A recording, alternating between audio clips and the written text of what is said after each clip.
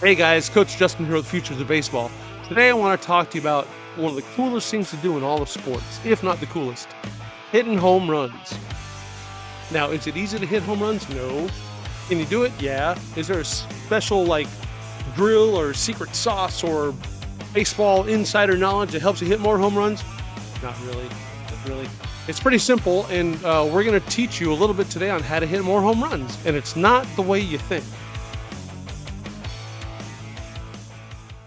The number one rule for hitting more home runs, believe it or not, is don't try to hit more home runs.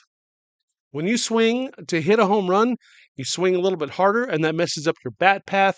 It messes up your swing mechanics. And what do? You swing and you miss, or you roll it over to short, or you pop it straight up, right? We've all been there. We've all done it. We've all swung out of our shoes trying to hit a ball 500 feet, and we ended up whiffing or popping up or rolling over and wondering, oh, why did I do that? I was dumb.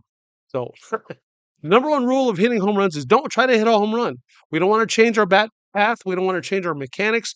We don't want to sacrifice contact for power. It's not a video game. It's not how it works. You need to focus on hitting the ball hard. Now, that takes us to step two. Second step for hitting more home runs is pretty simple. Cut the ball in half. We've talked about this before, and hitting hard line drives is focusing on cutting the ball directly in half when it comes at you. You might say, but coach, that's not going to give me a home run. That's going to give me a line drive up the middle for a base hit, a single. Anyone can hit singles. Okay. So listen. I do not want to hear another hitter say, put the ball in the air. You cut the ball in half, you finish right, the ball will get in the air. Cut the ball in half, finish, it will elevate, it will backspin, it will get out of the ballpark. This is trying to elevate a baseball.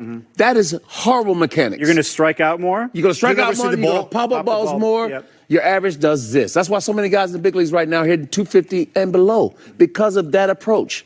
If your ball's elevated, you stay through the baseball, it will jump out of the ballpark. If the ball's middle down, you stay through the baseball, you cut it in half, the ball is out of the ballpark. Even the ball down the ground, you get down through the baseball, you cut it in half, it backspins out of the ballpark. Why? Can you hit a home run without hitting the ball hard? The answer is no. The number one rule of hitting a home run is you have to hit the ball hard enough to be a home run first. So you youth players especially, focus on hitting the ball hard.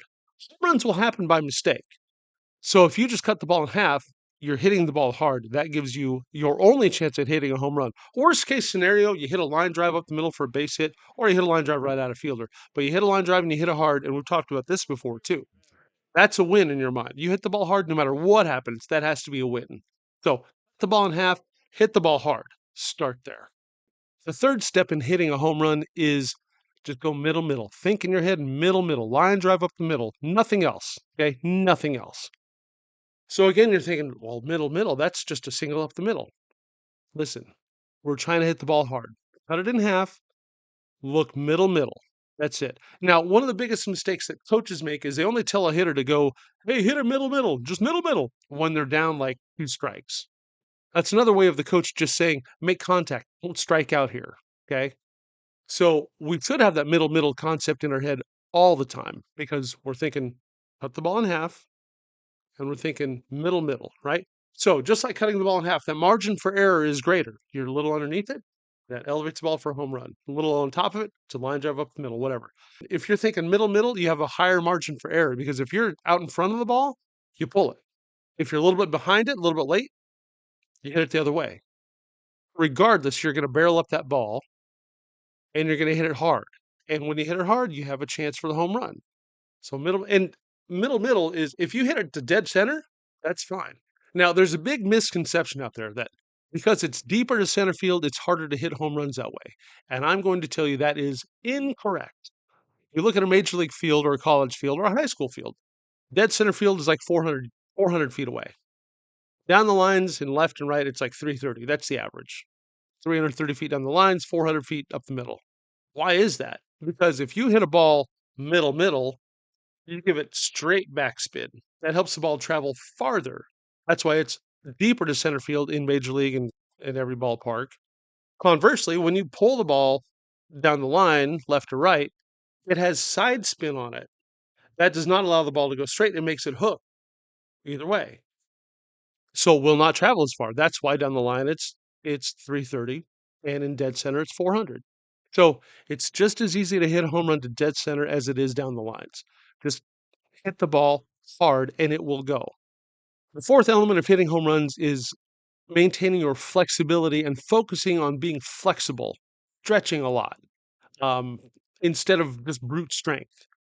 More power comes from flexibility. That's why you see guys like Jose Altuve and Cody Bellinger hitting the ball 450 feet, just as far as one of the bigger guys out there in baseball. If you remain flexible, you have a better chance at hitting the ball harder and farther. Whereas if you're muscle bound and you focus too much on strength and bulking up your muscles, your flexibility isn't there and you're stiff and you don't have that fluidity you need to hit the ball hard and hit it a long way. It's kind of ironic. Not to say there aren't a bunch of big dudes out there that can hit the ball hard, but they are also flexible. There's a happy medium between being flexible and strong. Okay. So you do have to be strong enough, but you don't have to be some muscle bound goon to hit the ball 450 feet. Jose Altuve is 5'6", 170 pounds. He hits the ball 450 feet too. Okay. So like remain flexible. Now, the strength you want to build up is your core and your leg strength. Core strength helps you maintain balance, and leg strength helps you generate power. Your upper body should still be strong too. Don't get me wrong. You don't want to be these giant legs and have this scrawny upper body. You still want to look normal. We still need strength throughout your whole body. But the most important muscles to have in baseball are your legs and your core. You need that strong foundation in your legs to drive the ball. All your power from throwing and from hitting comes from your legs, believe it or not your arms. In fact, when I coach baseball, I'm known as the stretch Nazi because I make my players go and stretch properly before practice, before they even touch a baseball. I want them stretched out. I want them sweating and stretched out before they even touch a baseball. Now, you don't have to do it necessarily that way, but as you get higher and higher into the next levels of baseball, high school, college, you're going to see more coaches focus on making sure you're stretched out and sweaty and then go throw. So your health has to be there too. Your best ability is your availability in sports. And if you're hurt all the time because you don't stretch right, your team can't count on you to be there. So your flexibility and your stretching is hugely important to your long-term health, especially in baseball.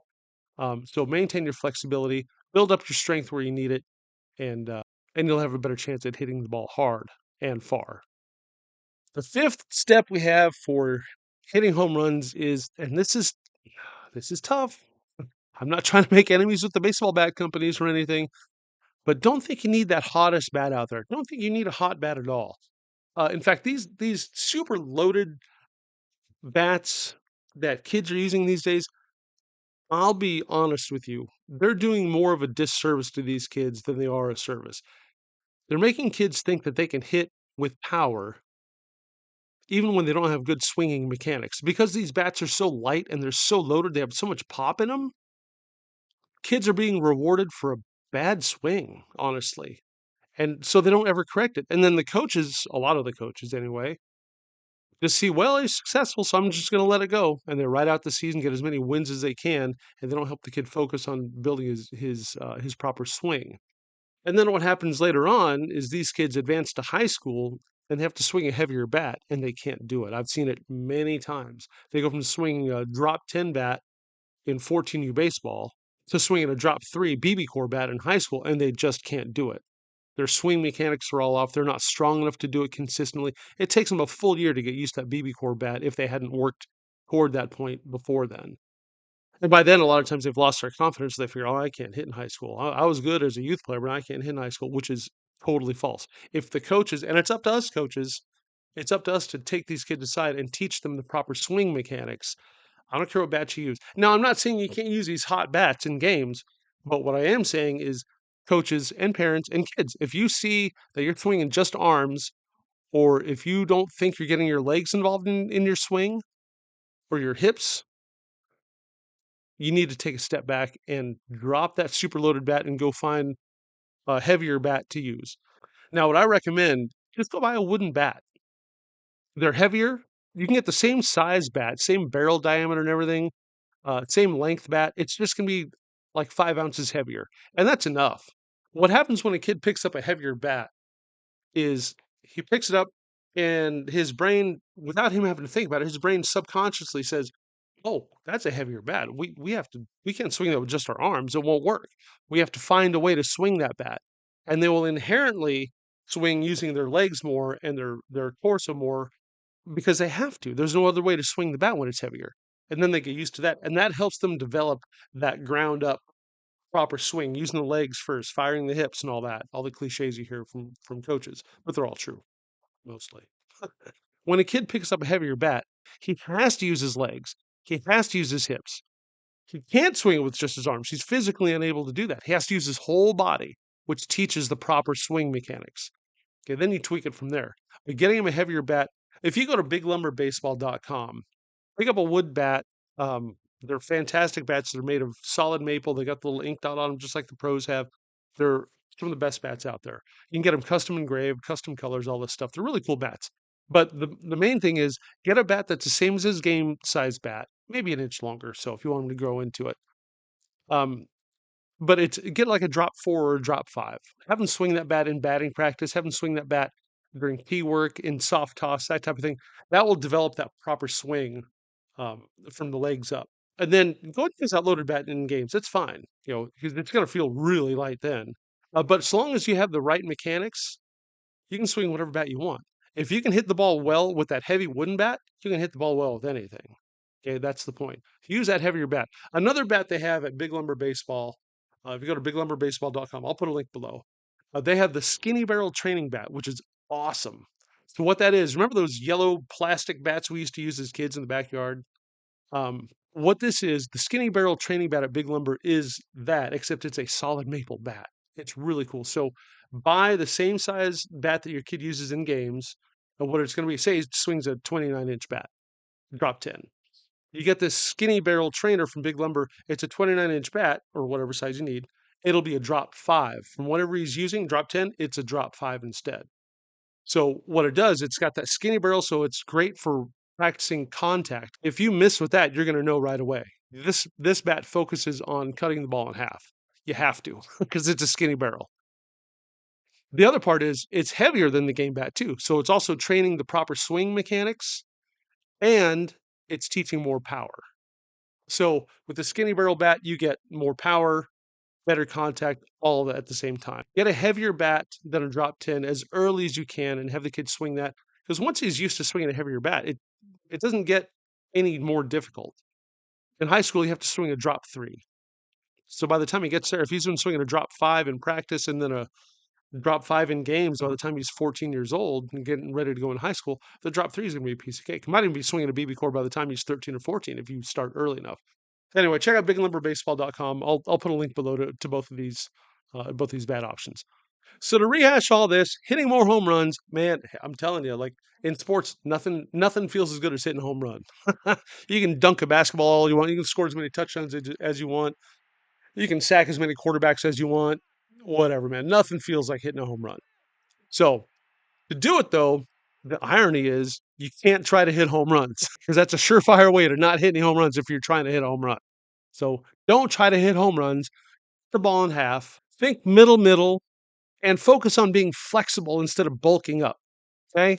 And don't worry about getting that hottest bat on the market. It's not as important as you think. If you can hit the ball hard with the proper swing mechanics, any bat you use in this world, you can hit a home run with. On top of all that, following these steps, not only will you get more home runs, you'll also increase your batting average. You'll increase your contact rate. You'll put the ball in play. You'll increase your doubles in the gap, your doubles down the line, shots to the wall, hard hits up the middle. You can't go wrong. Okay. Hit the ball hard, cut the ball in half, and just think middle. And the home runs are accidents. Very happy accidents, very enjoyable accidents, but home runs are accidents. All right, guys. That is it. Please share, like, subscribe. And that really does help our channel. And if there are any other coaches out there that you think need to hear this, send it on to them. If there's another player on your team, another parent on the team that's struggling with this kid, let us know. You can shoot us a comment down below and ask for help. We'll see what we can do. I want to help as many players and coaches as I can. I coached 5U all the way up through 14U, rec ball, all-star travel. I've coached it all. I've seen a lot. I want to help as many of you parents and coaches and players as I can. That's what we're doing here. So like, subscribe, reach out to us, ask us questions, and we hope to see you guys again.